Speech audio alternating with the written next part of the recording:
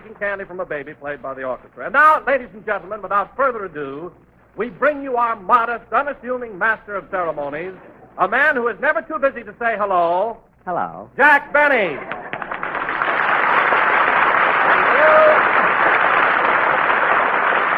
Thank you, Renly. Hello again. This is Jack Benny talking. And, Don, that was a very sweet introduction. Never too busy to say hello. But I really don't deserve it. Oh, yes, you do, Jack. Do I? Why, certainly. Whether it's the humble newsboy on the corner or a taxi driver or an urchin with a shoeshine box, Jack Benny always stops. And a smile steals across his face as he says, "Hiya, pal." How are things going? Oh, pardon me, Don. I was carried away. But let me ask you something, Don. Why shouldn't I go out of my way to be courteous and friendly? We're all human beings. We're all people. Say, after all, what am I? You know what I said at rehearsal? Phil, I'm not talking to you. Anyway, Don, I'm just the down-to-earth type that gets along with everybody. You know the little old lady that sells flowers right outside the studio? You mean the one on the corner here? Yeah. See, I've stopped and talked to her now every Sunday for 3 years. Hello, little lady, I say. And she says I told you 1,000 times I'm not going out with you. Phil, if you can't be sentimental, stay out of this. You know, Don, whenever I pass this little flower lady, a tear comes to my eye. And I can't help but think that she's somebody's mother. Yes, and perhaps that somebody could well afford to take care of her. You're probably right, Don. See, I wonder whose mother she is, anyway. She's mine. Now, cut that out! You're lying, Phil, because I happen to know that your mother is Cigarette Girl at the Wilshire Bowl.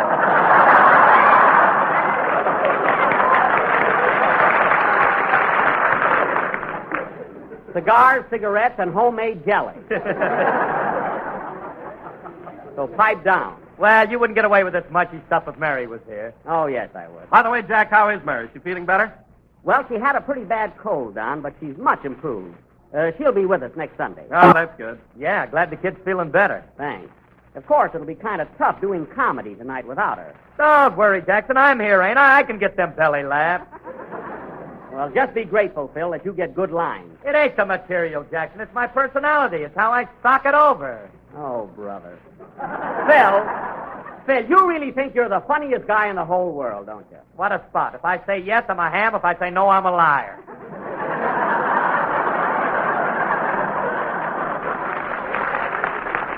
You're both if I ever saw one. Say, Dennis. Yes, please?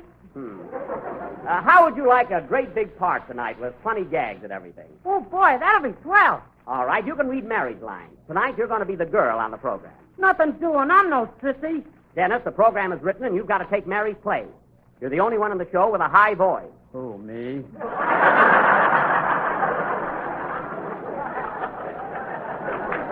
Dennis. Now, remember, you're married, so go outside and come back when you're supposed to. Okay, but I'll be chewing tobacco. You better not. That kid's getting too smart. Well, look, Jackson, why don't you let me play Mary's part? I got beautiful hair and rosy cheeks. Oh, fine. He's got a few broken veins there, and he calls it rosy cheeks.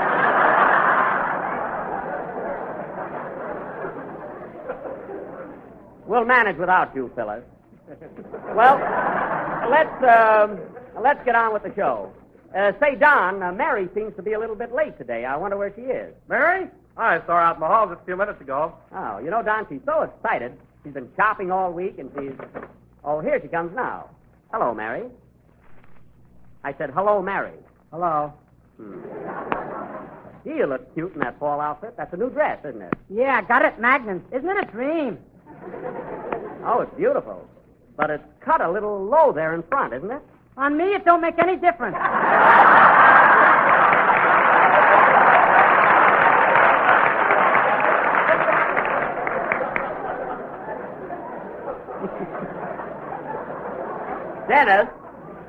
Dennis, read the lines that are in the script. Well, you're not going to make a monkey out of me.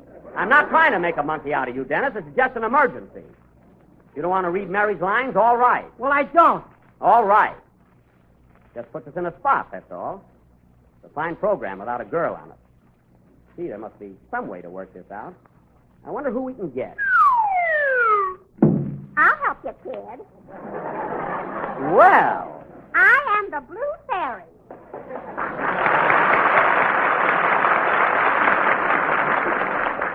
Well, that's a very sweet offer, Blue Fairy, but I'm afraid you won't do. You're too fat for Miss Livingston. Oh. Well, if Don Wilson ever gets sick, let me know. We will.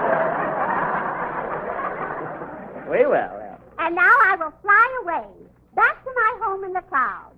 Goodbye. Goodbye. Give me a push, will you? Okay. Gee, look at her go. Out the window. Over Vine Street. Over Beverly Boulevard. Over the La Brea Pit.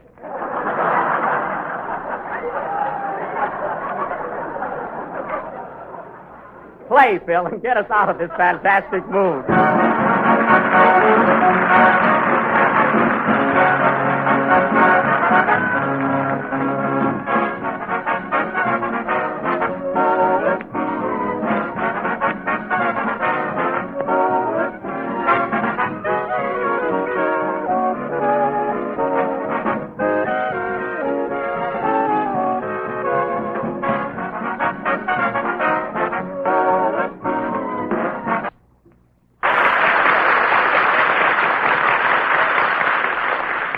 That was That's For Me, played by Phil Harris and his Waldorf Astoria Ensemble. Waldorf Astoria meaning they couldn't get in there if they were delivering the meat. And now, ladies and gentlemen... Hey, wait a minute, Jackson. After that violin solo you played with us a couple of weeks ago, I wouldn't say anything derogatory about my band. Derogatory? Well, I'll be... What's the matter? Ain't it right? Sure it's right. But, Phil, where'd you ever learn the word derogatory? Oh, I forgot to tell you. You know, I don't start working at the Vault until 9 o'clock, so I've been going to night school. Oh, well, did you hear that, Don? Phil goes to night school. Well, congratulations, Phil. How are you getting along? Very good, very good. So you guys don't have to get derogatory.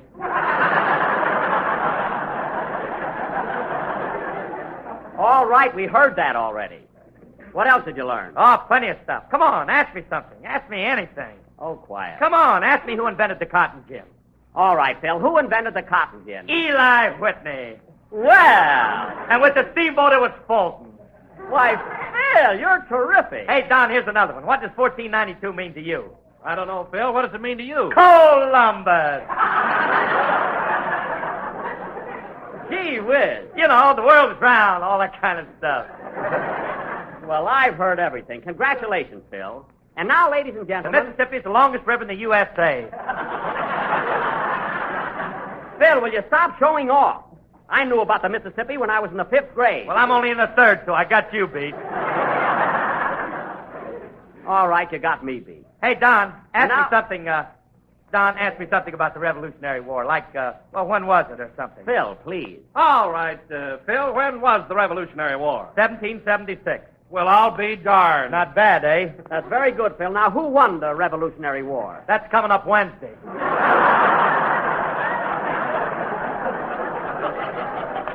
Gee, I'll bet you can hardly wait. Now, look, Phil, we're all very happy to know that you're trying to improve what mentality you have. But there are more important things to talk about, aren't there, Don? Yes, there are, Jack. Ladies and gentlemen, night school is one of the greatest institutions that flourish in this country today. What? It gives thousands of people the opportunity to improve themselves in the field of education. What's that for? So, if you're one of the many who attend night school, instead of bringing an apple to the teacher, why not bring her a package of tempting and appetizing Jell-O? Well, it's about time. It is not only economical and easy to make, but comes in 6 delicious flavors. So look for the big red letters on the box. They spell Jell-O. And I'm just the guy that can spell it. Jello. Phil, you're positively brilliant. If you weren't such a bum, you could become president. B-U-M, bum. Phil! And now, ladies and gentlemen, going from night school to our feature attraction of the evening, this being the height of the football season, tonight we are going to offer our annual Gridiron Classic entitled Hold That Line. Or, one moment, please.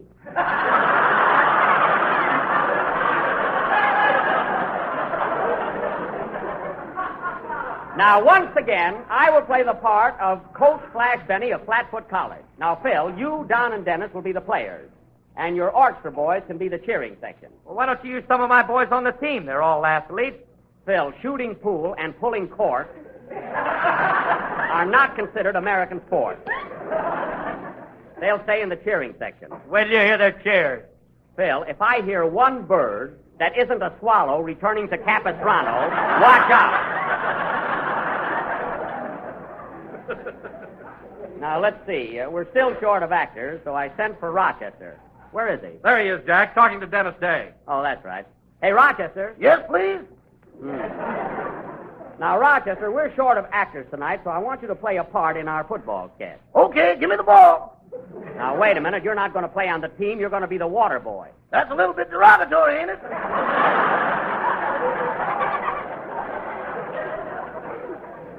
Don't argue. Here's your bucket.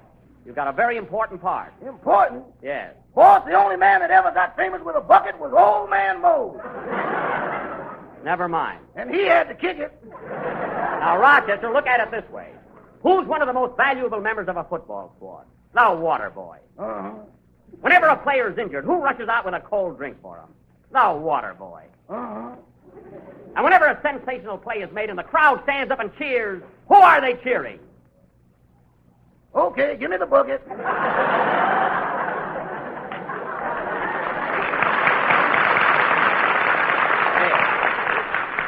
And now that we're all set, ladies and gentlemen, this play will go on immediately after a song by Dennis Day.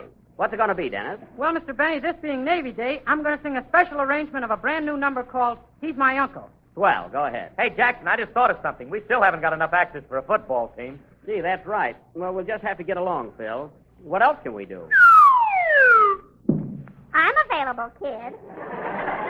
Now, look, Blue Fairy, I'm afraid you can't help us. All right, then I'll fly away.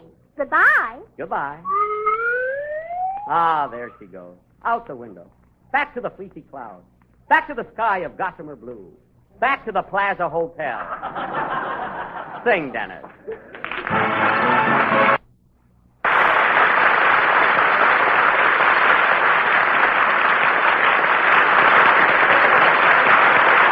Very good, Dennis. Very good. That was He's My Uncle, written by Lou Pollock and sung by Dennis Day. And, Dennis, that was a swell number. I like the thought of it. Me too. There's nothing like a patriotic song. Yes, sir. Hey, Jackson, you know who made the first American flag? Betsy Ross. I know, Phil. With a steamboat, it was Fulton. All right, you told us that.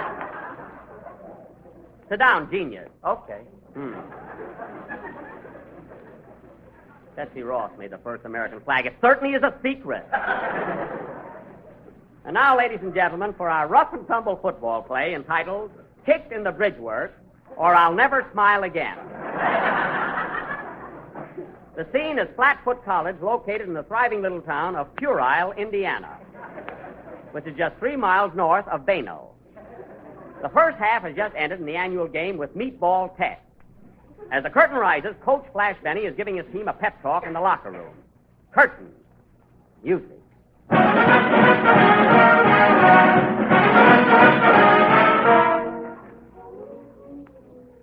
Now, listen, men. We're in a tough spot. The last half is about to start, and we're behind 98-7. Well, we still got a chance to beat them. The game isn't over yet. Let's hear some of that Flatfoot spirit. That's the stuff.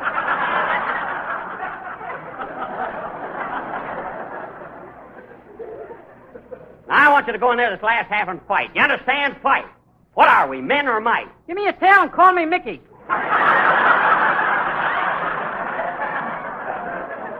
I'll give you a Mickey. Now, listen, men. In the first half, Meatball had things their own way. But in this next half, Flatfoot's going to walk all over Meatball. Sounds messy, doesn't it? And you, Harris, you're supposed to be a football player, an All-American. Why, during the first quarter, you played like a dope. D-O-P, dope.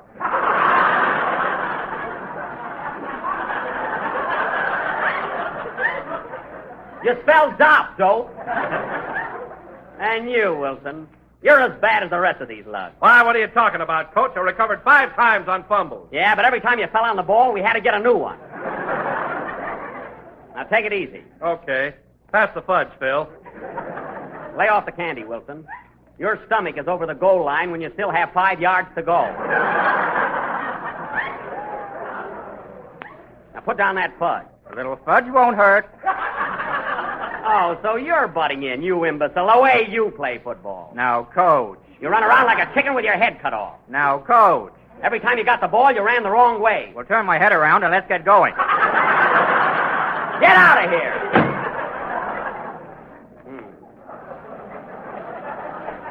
Now, listen, man, in this next half, I want you all to... Hey, water boy, what are you putting in that bucket? A little lemon juice, that's all. Lemon juice, eh? Lemon juice in the water. Yeah, that goes with the sugar. Oh, lemon juice and sugar. I suppose that's lemonade. Lemonade, that's it. I see. You didn't put anything else in the bucket, did you? No, sir. Mm-hmm. Well, let me have a glass of that lemonade. Don't take more than one.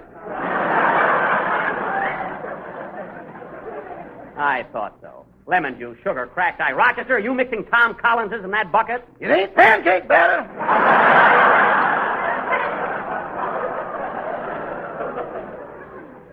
Well, throw it away. Pour it out the window. Okay, that grass is sure going to grow out there. Never mind about the grass. Now, men, it's almost time for the second half, and we're going to win. You can count on us, Coach. I'm not counting on any one of you. I got a new player coming into the game, and he'll show you what football really is. I've heard a lot about this boy, and they tell me he's a sensation. A new player, huh? Yeah. Come on in, Butch. Hello, strangers.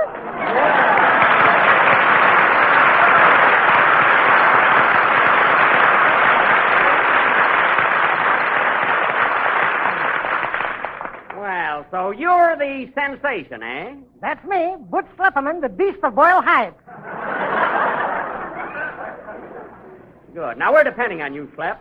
Do you think you can win for us? What is the score now? 98-7. Who's got the 7? We have. What do you say, Slep? You're lucky if you can keep that. Now, wait a minute. We're depending on you to come through, so don't be so pessimistic. Be cheerful. Be happy. 98-7, and he wants smiling Frankie Gordon.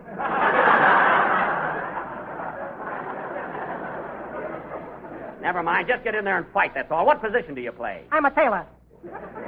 All right, you can be left Taylor.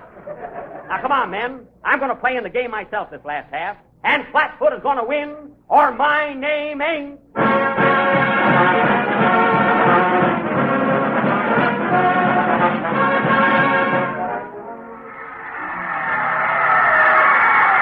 All right, folks, the second half of this thrilling gridiron duel is about to begin. The score is Flatfoot 7, Meatball 132. 132? Why, the rat they've been playing during intermission.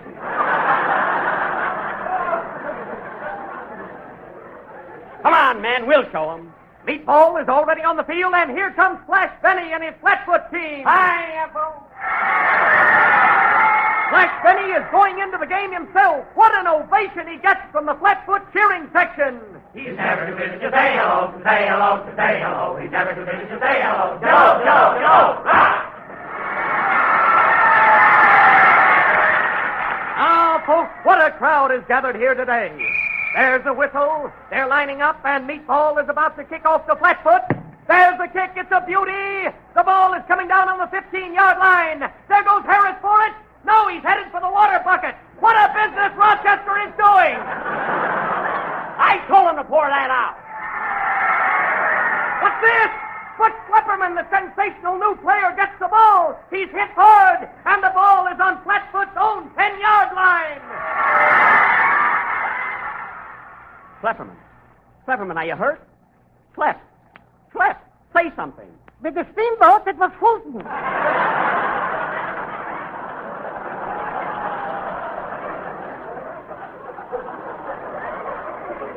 He's delirious.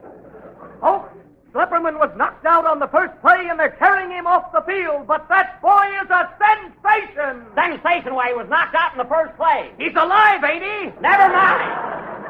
All right, men. We've only got 90 yards to go. I'll carry the ball around left end. Why don't you run around my end, Flash? I did that in the last game and wound up in Laguna. Now, come on. Signal. 72. 23. Hey! The ball is snapped to Flash Benny, and there he goes. Look at that boy run. Look at him go. No wonder they call him Flash. They finally tackle him, folks, and he's down. Benny lost 8 yards on that play. Darn it. Well, men, I'm afraid it's hopeless. 98 yards to go, and we can't gain an inch. What are we going to do? What are we going to do? Well, here she is again. Let me carry the ball, kid. You? Listen, Blue Fairy. Football is a man's game, and those guys will kick you all over the field. Well, at my age, I can't be choosy. All right, then. You take Dennis Day's place. Come on, fellas. Line up. That's what is lining up, folks, but there's been a substitution. Dennis Day has been replaced by the Goodyear Blimp. That's the Blue Fairy. Well, how can I tell from here? All right. All right, Blue Fairy. I'll take the ball and lateral it. The rest is up to you. Don't worry, I'll beat him, Daddy. 8 to the bar. Good. Signal. 33. 45. Hey. Then he receives the ball. He laterals to the Blue Fairy, and she takes off. And she's flying down the field. Listen to that crowd cheer. The Blue Fairy is landing. She's landing over the goal line. And what's this? She carried 21 footballs, folks, making 21 touchdowns simultaneously. And Flatfoot wins 133 to 132. Hey, Rochester, come here with that bucket. Oh, no, Mr. Announcer, you've had enough. You said it. Play, Phil.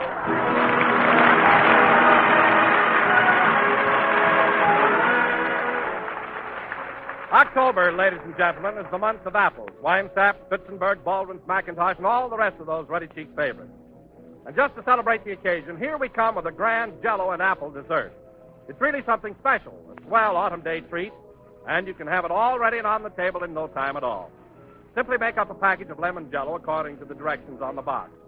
Chill until slightly thickened and fold in 1 medium red apple cubed. Then mold and serve as a bright, tangy dessert or salad. The tempting flavor of this delicious combination is something you just have to taste yourself to appreciate. So tomorrow for dinner, enjoy this mellow October dessert, crisp, juicy apples embedded in a glistening mold of rich, golden lemon Jell-O.